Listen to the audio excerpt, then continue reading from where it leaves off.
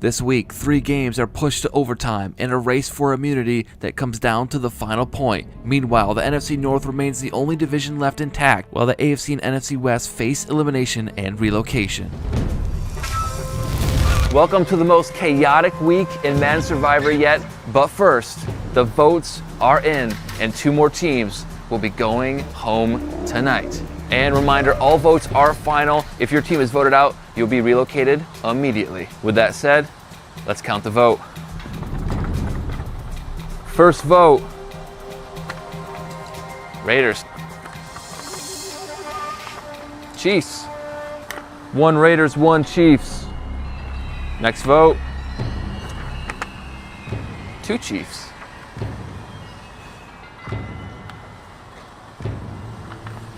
It's the Chargers. 1 Raiders, 2 Chiefs, 1 Chargers. Next vote, Chiefs. 3 Chiefs, 1 Raiders, 1 Chargers. Chiefs. That's 4 for the Chiefs.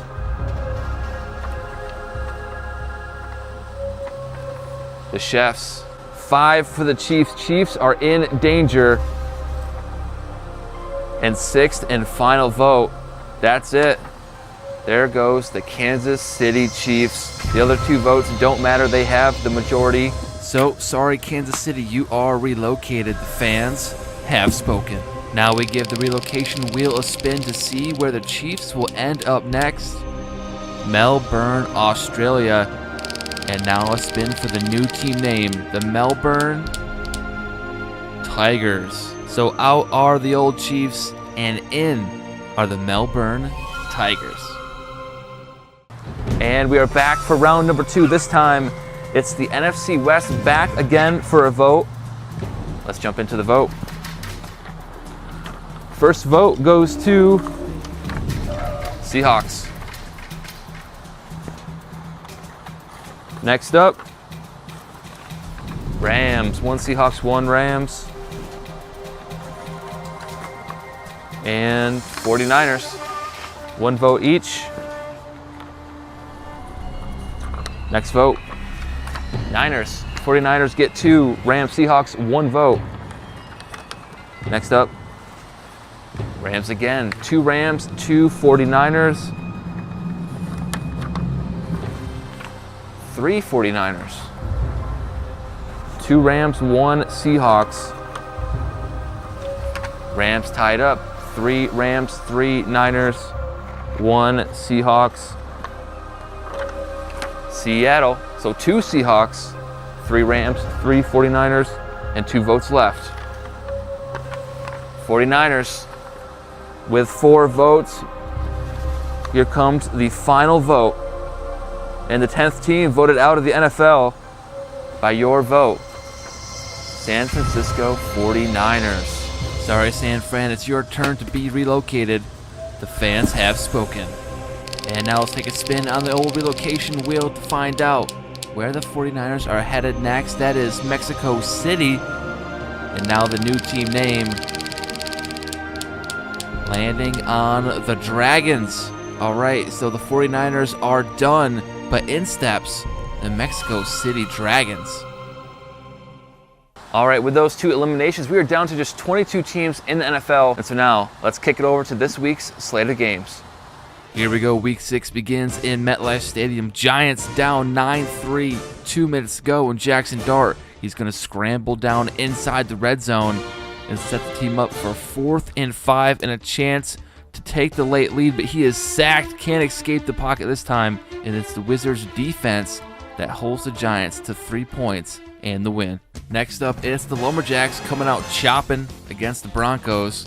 Here's Bo Nix, steady in the pocket, but just fires this one blindly. He's intercepted, and the Jacks are going to take this one back to the house. Nix in pursuit, and he can't quite catch Cam Jones, the linebacker. Broncos ball, now just 43 seconds left in the game, and Nix explodes for the end zone. The game is not over yet. They still can get the onside kick, but the Lumberjacks fall on it, and they hang on 14-9. Now we go to Jacksonville for the Jags and Seahawks. Seahawks driving down 3. This is Drew Lock in at quarterback. He's got the nice pass to Jackson Smith and Jigba, and the Seahawks take the lead. And then a dire situation for the Jaguars. Under 30 seconds to go. 4th and 13, and Trevor Lawrence is going to take off running. He doesn't get the first, and the Seahawks D hangs on to win. Now we go to Baltimore for the Rams and the Ravens. Rams ball driving in the red zone, up 5. Kyron Williams, no Blake Corum, and he pushes his way into the end zone, putting the Rams up by 2 scores, 28-16.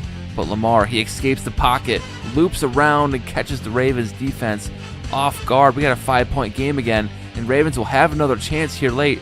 3rd and 7, the screen pass is bottled up, so it comes down to a 4th and 3, clock ticking under 20 seconds. Lamar Jackson gets the first, checks it down to his back, but there are no timeouts. They have to hurry to the line, and it seems like they're going to get there with about 4 seconds to go, but Lamar not paying attention, calling for an audible, and the clock strikes 0. They had a chance to spike it or something, but the Rams, they're going to win 28-23.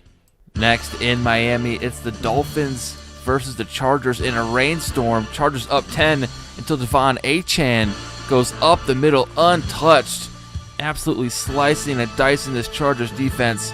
And now it's a 3-point game, but the Chargers, they answer in the 4th, going up 6. Now here's Tua and the Dolphins. One last chance for a comeback, but he's swallowed up in the backfield, hung on too long, and they lose 13-7.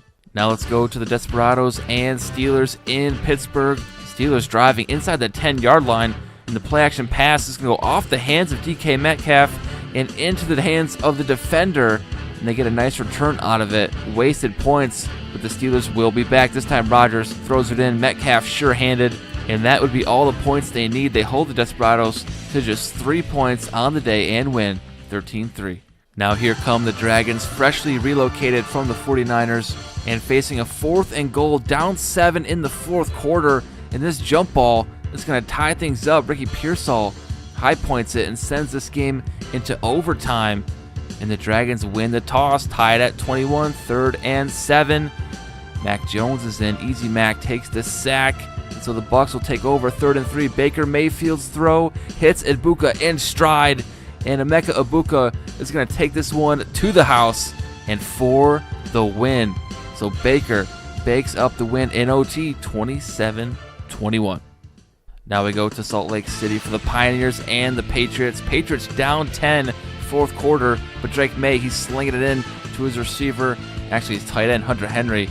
And now just down 3, Drake May is going to keep the read option with under 30 seconds to go in the 4th and gets out of bounds. And the nice chip in for the game-tying score.